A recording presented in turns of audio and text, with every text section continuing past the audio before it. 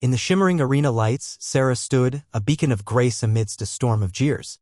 Her cheerleading dreams, meticulously polished, were about to be shattered not by a missed step but by the venomous whispers of a privileged few. Little did they know, the quiet man watching from the stands, her father, carried a silent strength honed in the most brutal of proving grounds, a strength he was about to unleash. After listening to the whole story, you will definitely share your opinion in the comments, so let's move towards the story.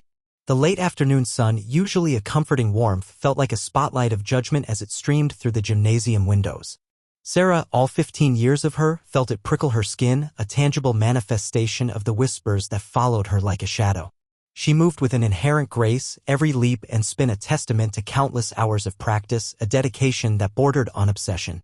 Cheerleading wasn't just a hobby, it was her sanctuary, a place where the world outside, the subtle slights, the overt stares, the pervasive feeling of being an outsider in a predominantly affluent, predominantly white community, seemed to fade. Here, on the polished hardwood, she felt seen, truly seen, for her talent and her spirit.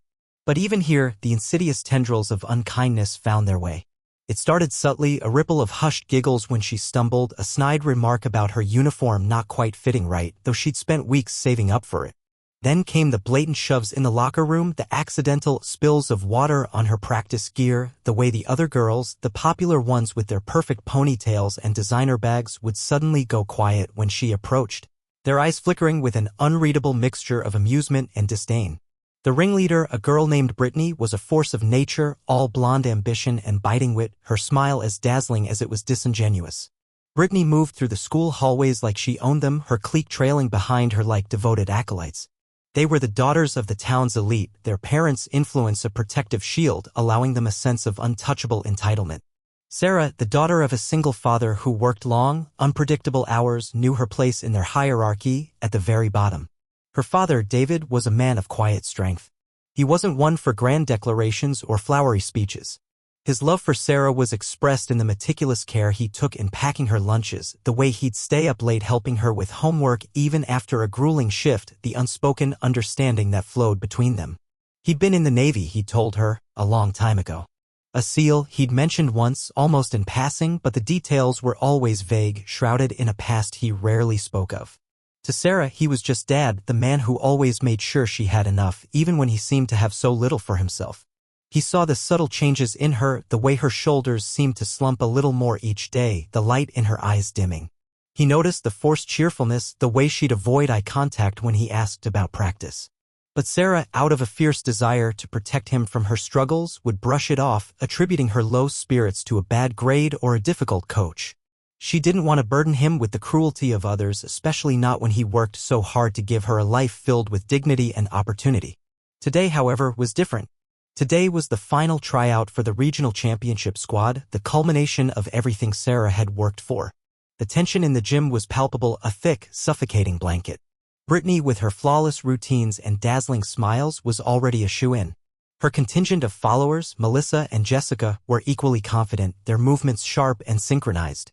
When it was Sarah's turn, a hush fell over the crowd. She took a deep breath, pushing down the knot of anxiety in her stomach, and launched into her routine. Every muscle, every fiber of her being was focused. She felt the rhythm of the music, the power in her jumps, the fluidity of her tumbling passes. For a few glorious moments, she was soaring, free from the weight of expectations and judgment.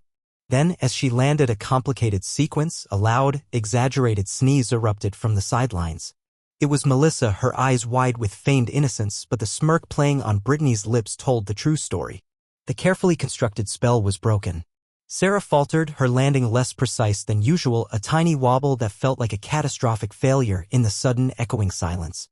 A wave of snickers rippled through the audience, amplified by the gymnasium's acoustics. Her heart sank, a heavy stone in her chest. She finished the routine, but the magic was gone, replaced by a raw ache of humiliation. She could feel David's eyes on her, a steady, unwavering presence from the bleachers, and she willed herself not to look his way, not to let him see the sting in her eyes. The tryouts concluded, and as the judges huddled, the whispers escalated, a chorus of thinly veiled insults aimed directly at Sarah. "She's just not good enough," one girl muttered, loud enough for Sarah to hear. "Always trying too hard, it's pathetic," another added, her voice dripping with scorn. Brittany, ever the orchestrator, leaned in close to Melissa and Jessica, her voice carrying across the quiet gym. "Honestly, what does she even think she's doing here? She doesn't belong." The words hit Sarah like physical blows, each one chipping away at her composure, her spirit. She felt small, exposed, utterly defeated. She just wanted to disappear, to vanish into thin air. Her carefully constructed facade of resilience crumbled, and a single, defiant tear escaped, tracing a hot path down her cheek. That's when David stood up.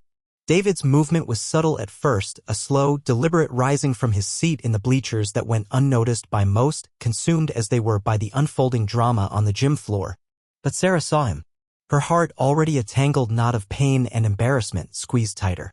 She didn't want him to intervene, to draw more attention to her humiliation.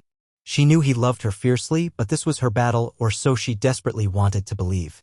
Yet, as he continued to rise, his eyes fixed on Brittany and her sneering companions, Sarah saw a flicker in their depths she rarely witnessed. It wasn't anger, not exactly. It was something deeper, a quiet resolve, a stillness that had always been part of him, a part she instinctively knew was connected to his past, to the unspoken stories of his time in the Navy. Brittany, emboldened by the success of her tactic, puffed out her chest, a triumphant smirk gracing her lips. She thought she had one, that Sarah was broken. Melissa and Jessica giggled, their faces alight with malicious satisfaction. They were so caught up in their petty victory that they didn't notice David as he began to descend the bleachers, his movements fluid, almost silent. He walked with a purpose, a focused intensity that set him apart from the other parents, who were now starting to shift uncomfortably, sensing the sudden change in atmosphere. The judges, who had been whispering among themselves, looked up, their expressions a mixture of curiosity and apprehension. David stopped a few feet from Brittany and her friends, his presence suddenly dominating the space. He wasn't shouting, wasn't even raising his voice, yet the air around them seemed to thicken, charged with an unspoken authority. He looked directly at Brittany, his gaze unwavering, and the smirk slowly began to fade from her face, replaced by a flicker of uncertainty. "Excuse me," David said, his voice low, steady, and utterly devoid of emotion. It wasn't a question, but a statement, an assertion of his right to be there, to be heard. The girls, accustomed to unchallenged dominion, were momentarily stunned into silence. "You seem to be under the impression," he continued, his eyes now sweeping over Melissa and Jessica, "that your words here have no consequence. That the pain you inflict on others simply dissipates into thin air." His voice held a strange, almost hypnotic quality, calm yet undeniably powerful. "But actions and words have weight. They leave marks. And what you are doing to my daughter, Sarah, is leaving a very deep mark." Brittany finally found her voice, a shaky attempt to reclaim her composure. "We were just having some fun, mister. She's too sensitive." David's gaze sharpened, a subtle shift that made Brittany instinctively take a step back. "Fun," he repeated, the word a flat, chilling echo. "Do you think it's fun to tear someone down? To mock their efforts, their dreams? To diminish their spirit?" He then turned his attention to the coach, a woman named Ms. Jenkins, who had remained silent throughout the ordeal, her face etched with a mixture of helplessness and discomfort. "Coach," David said, his tone now carrying a subtle edge of command, "I understand the competitive nature of these tryouts.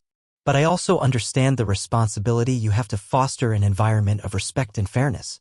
This is not fairness. This is bullying." Ms. Jenkins flinched, her eyes darting between David and the suddenly pale faces of Brittany and her friends. She knew he was right, but she had always been intimidated by the powerful parents of girls like Brittany. "My daughter," David continued, turning back to face the group of cheerleaders, "has poured her heart and soul into this. She has faced adversity in her life that none of you can even begin to comprehend. And yet she stands here with grace and resilience, ready to pursue her passion. What she does not need and what she does not deserve is to be subjected to this kind of cruel, unwarranted aggression." He paused, letting his words sink in. The silence in the gym was absolute, broken only by the faint hum of the fluorescent lights. Brittany, for the first time, looked genuinely uncomfortable, her usual bravado crumbling under the weight of his calm intensity. She glanced at her friends, but they offered no support, their eyes fixed on David, a mixture of fear and dawning realization on their faces. Then David did something that sent a ripple of murmuring through the small crowd of parents still present. He took a small step forward, his stance widening almost imperceptibly, his shoulders squaring. It wasn't an aggressive posture, but one of quiet readiness, of being prepared. His hands, which had been loosely clasped in front of him, now hung at his sides, their knuckles showing the faint, almost imperceptible scars of a life lived with purpose, with discipline. It was the stance of a man who knew how to stand his ground, a man who had faced down far greater threats than a group of teenage girls. "My daughter," he stated, his voice now lower, almost a murmur, yet it resonated with an undeniable power that filled the entire gym, "is a reflection of everything I've taught her: courage, perseverance, and unwavering integrity.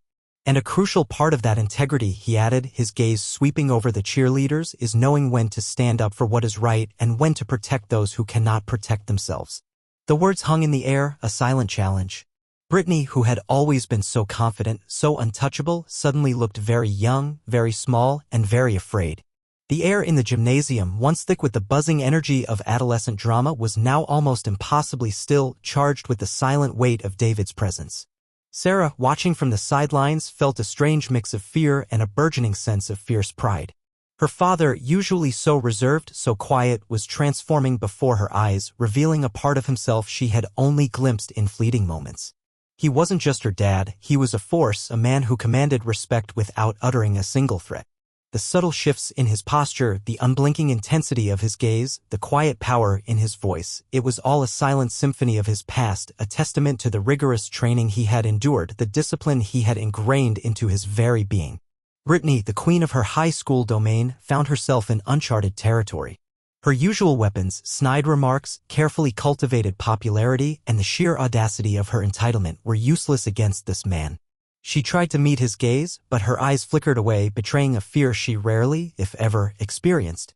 Melissa and Jessica stood frozen, their faces pale, their earlier smirks completely gone, replaced by a mixture of shock and dawning apprehension.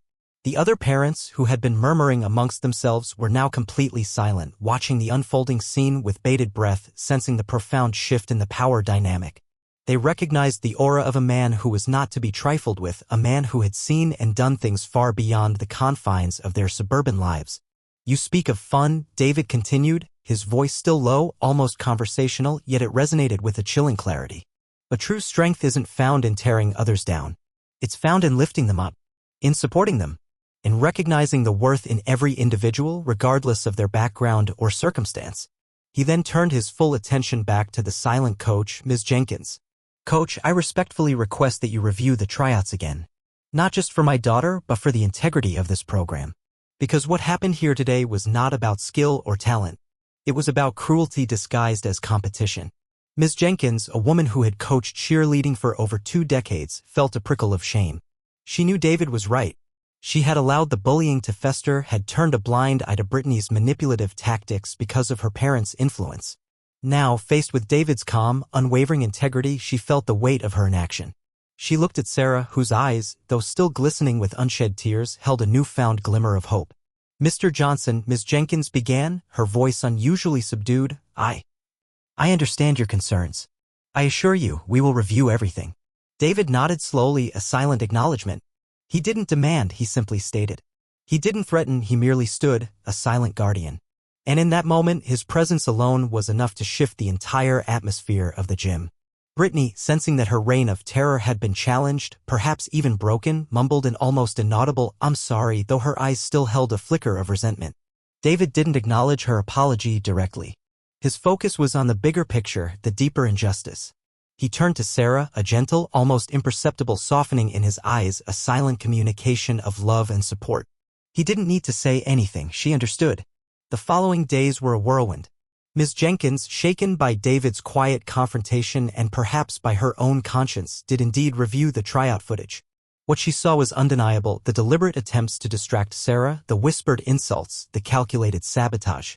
The evidence was irrefutable. Brittany, Melissa, and Jessica were not only reprimanded but also suspended from the cheerleading squad for several weeks, a decision that sent shockwaves through the school's social hierarchy. The news spread like wildfire, a tale whispered in hallways about the quiet man who had stood up to the school's untouchables. Sarah felt a profound sense of relief, a lightness she hadn't realized she was missing. The burden of constant vigilance, the fear of humiliation, had lifted. She found herself walking with a little more bounce in her step, her smile more genuine.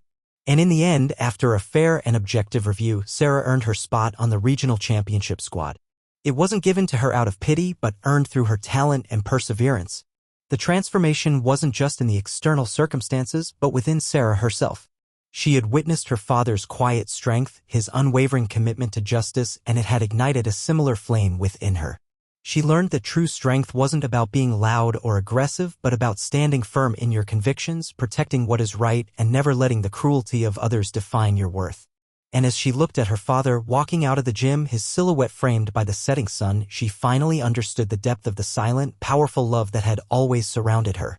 The victory, though quiet and without fanfare, resonated deeply within Sarah. It wasn't just about making the team, it was about the profound realization that kindness, when backed by unwavering conviction, could indeed triumph over cruelty. The air in the Johnson household felt lighter, infused with a renewed sense of peace and a deeper understanding between father and daughter. David, true to his nature, didn't boast or gloat. He simply offered Sarah a rare, genuine smile, a silent acknowledgement of her perseverance and his quiet pride. He knew that the true victory wasn't just in the outcome, but in the lessons learned and the strength forged in the crucible of adversity. Sarah, however, felt a newfound curiosity about her father's past.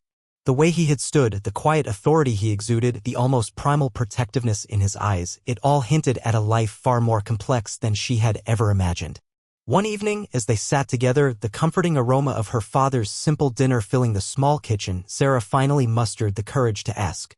"Dad," she began, her voice tentative, "that day at the gym, you were different. You were amazing. You mentioned being a Navy SEAL. What was it like?" David paused, a forkful of food midway to his mouth. He rarely spoke of his time in the service, the memories often shrouded in a solemn silence that Sarah had always respected. But now, seeing the earnest curiosity in her eyes, the genuine desire to understand, he knew it was time to share a piece of his history, not for grandiosity, but for connection, for the understanding that sometimes the quietest battles are the most defining. He set his fork down, wiped his hands on a napkin, and leaned back in his chair, his gaze distant, lost in the echoes of another time. "It was a different life, Sarah," he began, his voice softer than usual. "A life of intense training, of pushing your limits beyond what you thought was possible. Every day was about discipline, teamwork, and resilience. You learned to rely on the person next to you, to trust them with your life, and to know that they trusted you with theirs." He spoke of grueling physical challenges, of long nights spent in harsh environments, of facing fears head-on. But he didn't dwell on the hardship. Instead, he focused on the lessons learned, the character built. "The biggest takeaway for me," he continued, his eyes meeting hers, "was understanding true strength. It's not about how loud you can shout or how much muscle you have. It's about what's inside. It's about grit. It's about protecting the vulnerable. It's about having the courage to stand up for what's right, even when it's difficult, even when it's terrifying." He explained how the training had instilled in him a deep sense of awareness, an ability to read situations and people, to anticipate threats, not just physical ones, but emotional and psychological ones too. "When I saw those girls," he said, his voice gaining a slight edge, "I didn't just see a few teenagers being mean. I saw a coordinated attack, a systematic attempt to break someone down. And in that moment, all that training, all that discipline, it just kicked in. It was my duty, as your father, to protect you from that. To remind them, and perhaps even remind myself, of what true strength looks like." Sarah listened, captivated, seeing her father in a new light. The quiet provider, the steady presence, was also a warrior, a protector, a man forged in the fires of extraordinary challenges.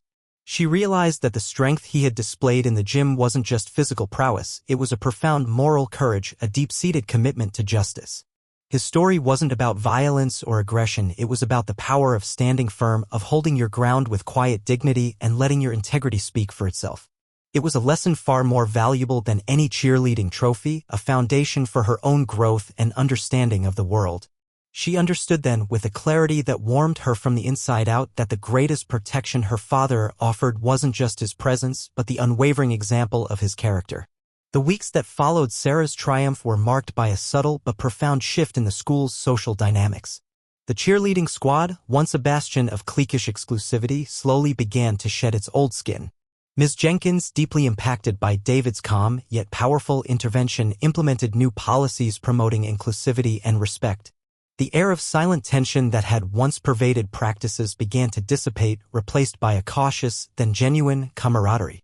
Even Brittany, stripped of her immediate power, seemed to undergo a slow, reluctant transformation. She still carried an air of her former self, but the sharp edges had been blunted and the casual cruelty that had once defined her was conspicuously absent.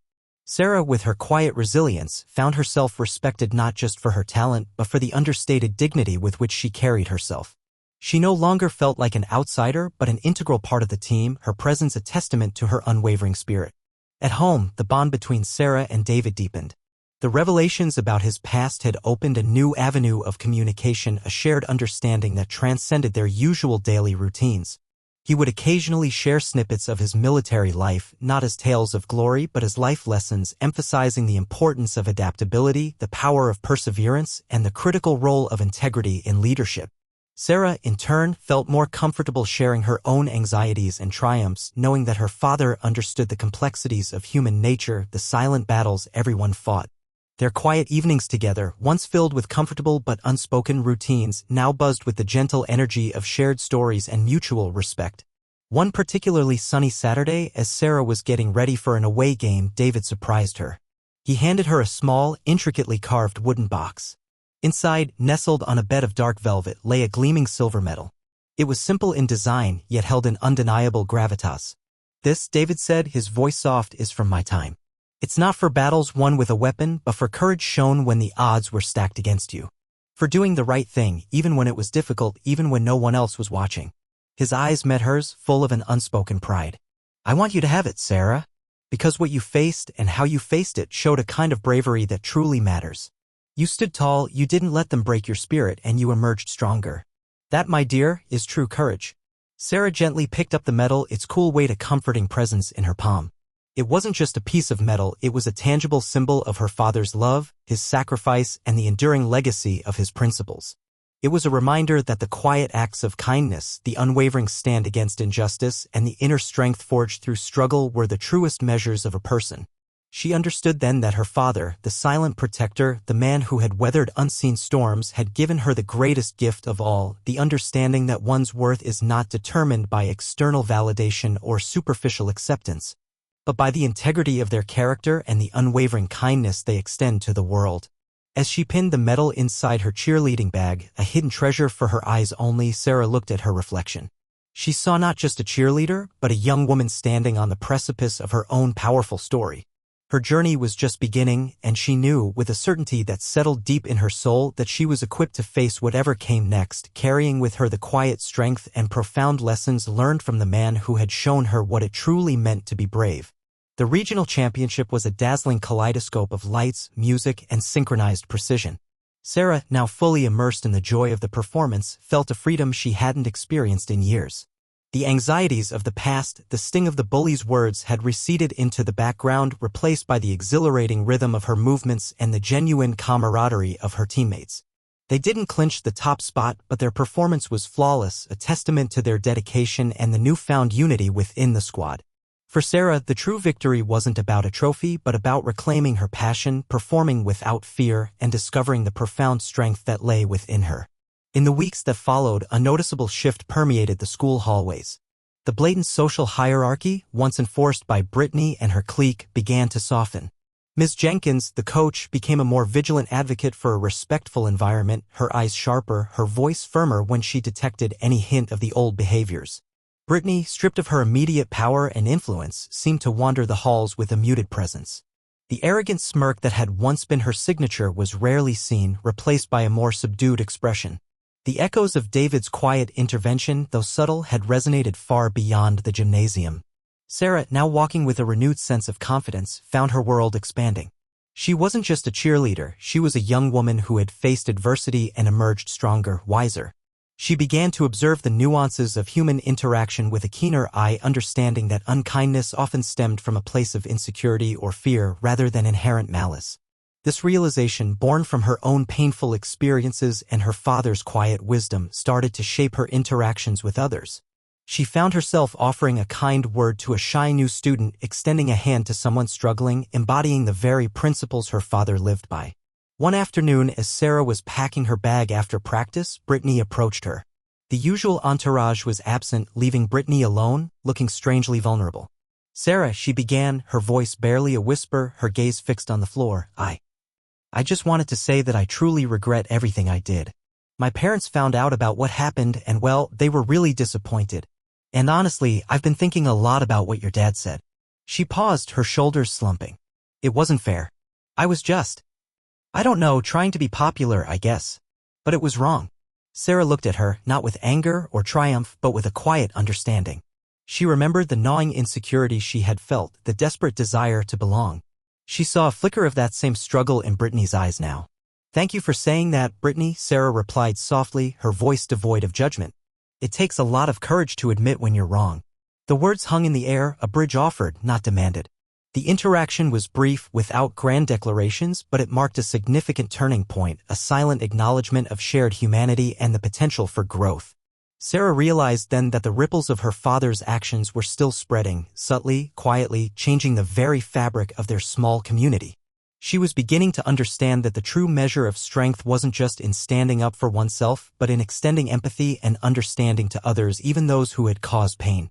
The gentle turning of seasons mirrored the subtle yet profound changes in Sarah's world.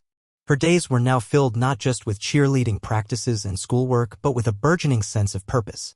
The incident at the gym, once a source of deep pain, had become a pivotal moment, shaping her perspective and fueling her desire to make a positive impact.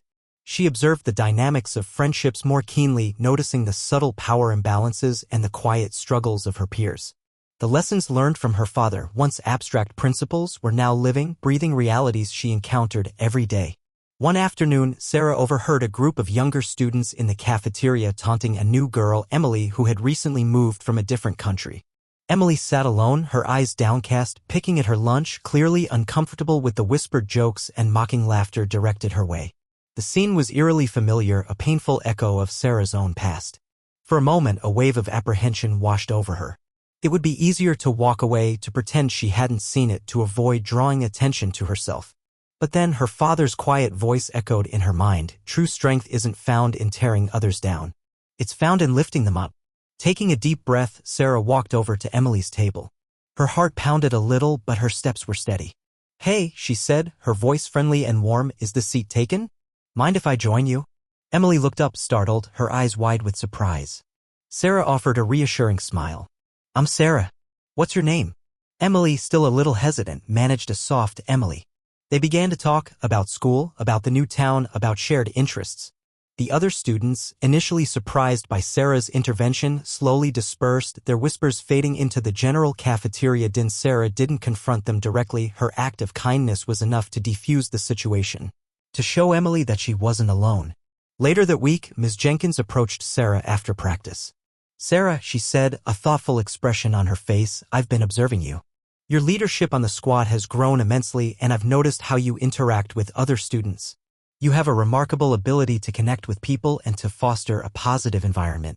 She paused, then continued, "The school is looking to start a new peer mentorship program where older students can guide and support younger ones, especially those who might be struggling to adapt or fit in. I immediately thought of you. Would you be interested in being one of the first mentors?" Sarah's heart swelled with a mixture of surprise and gratitude. This was it, an opportunity to put her newfound understanding into action, to be the person she wished she had had when she was struggling. It was a chance to extend the quiet strength and kindness her father had taught her, to be a beacon for others. She looked at Ms. Jenkins, a confident smile spreading across her face. "Yes, Ms. Jenkins," she said, her voice clear and unwavering, "I would love to. I think it's incredibly important to make sure everyone feels like they belong." This new role was more than just an extracurricular activity, it was a calling. It solidified Sarah's identity not just as a talented cheerleader, but as a compassionate leader, someone committed to fostering an environment where everyone could thrive. Her father, learning of her new endeavor, simply nodded, a deep, silent pride shining in his eyes. He knew that the seeds he had planted, the lessons he had instilled, were now blossoming into something beautiful, something that would extend far beyond the confines of their small world. Sarah was stepping into her own, understanding that the true legacy of courage was not just in defending oneself, but in actively championing the well-being of others. The peer mentorship program quickly became a cornerstone of Sarah's high school experience. She flourished in her role, guiding younger students through the often turbulent waters of adolescence. She listened with genuine empathy, shared her own experiences of feeling like an outsider, and offered practical advice born from her journey. She found a quiet satisfaction in seeing a shy freshman slowly open up, a struggling transfer student find their footing, or a bullied child reclaim their confidence. Each small victory for her was a profound affirmation of the lessons she had learned, that a ripple of kindness could create waves of positive change. Her relationship with David continued to evolve, deepening with each shared story and unspoken understanding. He was no longer just the silent protector, but a confidant, a living embodiment of the principles she strived to uphold. They spent evenings talking about the complexities of human nature, the enduring power of resilience, and the subtle ways in which integrity shaped a life. David would often listen more than he spoke, his eyes conveying a wisdom earned through years of disciplined service and quiet observation. He saw the woman Sarah was becoming, strong, empathetic, and unwavering in her commitment to justice. As Sarah approached graduation, she carried with her not just academic achievements and cheerleading accolades, but a profound understanding of her own inner compass. The memory of the gymnasium, the sting of the bullies' words, and her father's silent stand had ceased to be a source of pain. Instead, it had transformed into a powerful foundation, a testament to her capacity for growth and her ability to turn adversity into strength. She understood that life would always present challenges, moments of unkindness, and personal struggles. But she also knew, with a certainty that resonated deep within her, that she possessed the tools to navigate them, the courage to stand firm, the wisdom to extend empathy, and the unwavering belief in the transformative power of kindness. The wooden box with the silver medal still sat on her dresser, a quiet reminder of a pivotal moment. But it wasn't the medal itself that held the most significance. It was the legacy it represented, a legacy of quiet strength, of unwavering integrity, and of a father's profound love that had shaped her into the remarkable young woman she had become. Sarah was ready for whatever the future held, knowing that the most powerful victories were not fought with fists or harsh words, but with a compassionate heart and an unshakable spirit. She carried her father's lessons not as burdens, but as wings, ready to soar into a world that desperately needed the light she now possessed. Thank you for joining us for Sarah's story. We hope it resonated with you and perhaps sparked some reflection on the quiet heroes in our own lives. Please feel free to share your thoughts and feelings in the comments below. Stay kind,